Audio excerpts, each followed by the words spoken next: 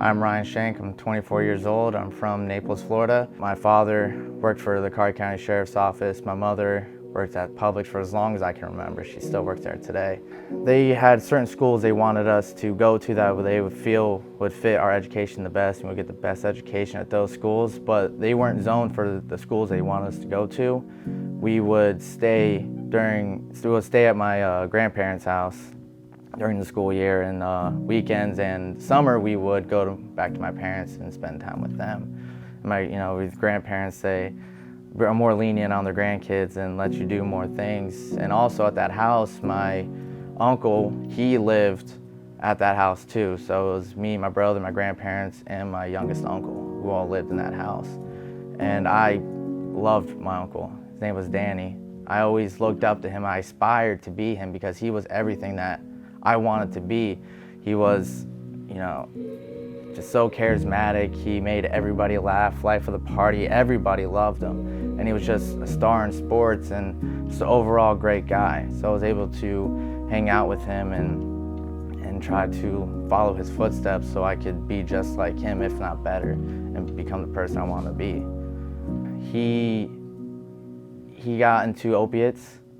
I started hanging out with him a lot, and when I was hanging out with him, I noticed things he was doing. And he was doing opiates, he was pills at the time, and I was with him, and he said, if you want to do it, you can.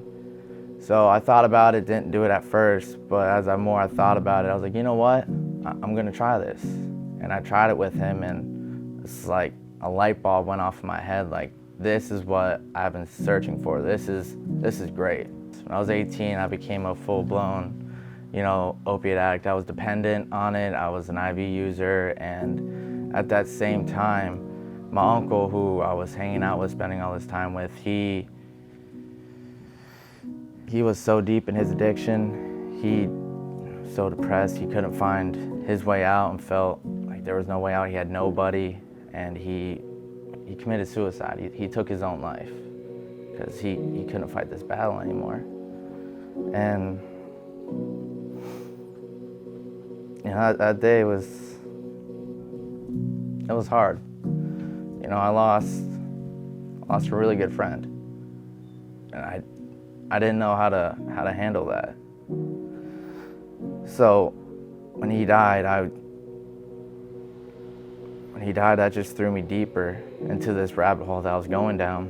When I came into Justin's place, I was a mess. I was 140 pounds. I was just a skeleton walking around. I came in with a bag of clothes and my mom tearing up, dropped me off at the shelter, hoping that this place could do something for me. When I got to LaBelle, that's when everything started clicking. I started getting more clear-headed, and in this place, they showed me everything I needed to work on. And it wasn't just like, hey, this is what you work on, go figure it out. No, I had people there to help me work through what I was going through. I had people to show me what it was like to be a man of God and have a relationship with God, because coming into the program, I knew nothing about the Bible. I didn't even know who God was.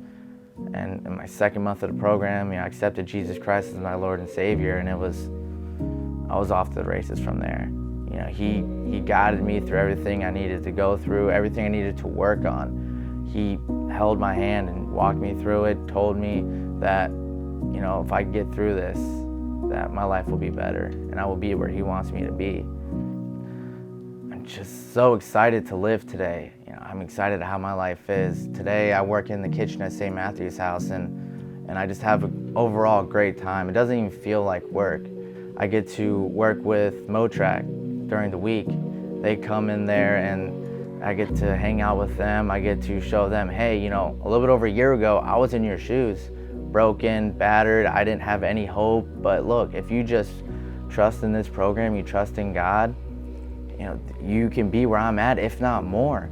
All you have to do is just stay, don't leave. I get to share my experience, strength, and hope with these guys and show them that it is possible. I'm just so grateful for St. Matthew's House and this program, because they've given me something that I don't ever feel like I could ever repay back, because they gave me my life.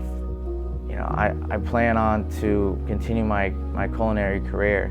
Don't know where it's gonna go at this point, but I'm gonna take everything I can while I'm there and just try to get somewhere in life where I'm happy. I'm trying to be able to build a family of my own and just have a life where I'm proud of it and I can make my parents proud even more.